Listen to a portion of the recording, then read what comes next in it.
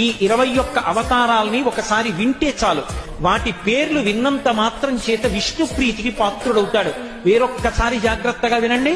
మొట్టమొదట ఆదినారాయణుడు సనకసనందనాదులు, దాని తర్వాత వచ్చినటువంటిది యజ్ఞవరాహావతారం, యజ్ఞవరాహావతారం తర్వాత నారదుడు, నారదుడి తర్వాత నరనారాయణుడు, నరనారాయణుల తర్వాత వచ్చినటువంటిది కపిలావతారం, కపిలావతారం తర్వాత దత్తాత్రేయావతారం, దత్తాత్రేయావతారం తర్వాత యజ్ఞావతారం, యజ్ఞుని యొక్క అవతారం తర్వాత వృషభావతారం, వృషభావతారం తర్వాత వచ్చింది పృథుమహారాజు గారి అవతారం, పృథుమహారాజు గారి అవతారం తర్వాత వచ్చినటువంటి అవతారం మత్స్యావతారం, తర్వాత కూర్మావతారం, తర్వాత ధన్వంతరి, తర్వాత మోహిని, తర్వాత నరసింహుడు, తర్వాత వామనమూర్తి, తర్వాత పరశురాముడు, తర్వాత రాముడు, తర్వాత బలరాముడు, బలరాముడి తర్వాత కృష్ణ భగవానుడు, కృష్ణ భగవానుడి తర్వాత బుద్ధావతారం, బుద్ధావతారం తర్వాత కల్క్యావతారం.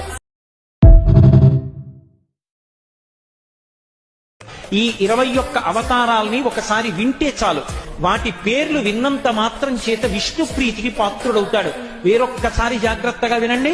మొట్టమొదట ఆదినారాయణుడు సనకసనందనాదులు, దాని తర్వాత వచ్చినటువంటిది యజ్ఞవరాహావతారం, యజ్ఞవరాహావతారం తర్వాత నారదుడు, నారదుడి తర్వాత నరనారాయణుడు, నరనారాయణుల తర్వాత వచ్చినటువంటిది కపిలావతారం, కపిలావతారం తర్వాత దత్తాత్రేయావతారం, దత్తాత్రేయావతారం తర్వాత యజ్ఞావతారం, యజ్ఞుని యొక్క అవతారం తర్వాత వృషభావతారం, వృషభావతారం తర్వాత వచ్చింది పృథుమహారాజు గారి అవతారం, పృథుమహారాజు గారి అవతారం తర్వాత వచ్చినటువంటి అవతారం మత్స్యావతారం, తర్వాత కూర్మావతారం, తర్వాత ధన్వంతరి, తర్వాత మోహిని, తర్వాత నరసింహుడు, తర్వాత వామనమూర్తి, తర్వాత పరశురాముడు, తర్వాత రాముడు, తర్వాత బలరాముడు, బలరాముడి తర్వాత కృష్ణ భగవానుడు, కృష్ణ భగవానుడి తర్వాత బుద్ధావతారం, బుద్ధావతారం తర్వాత కల్క్యావతారం.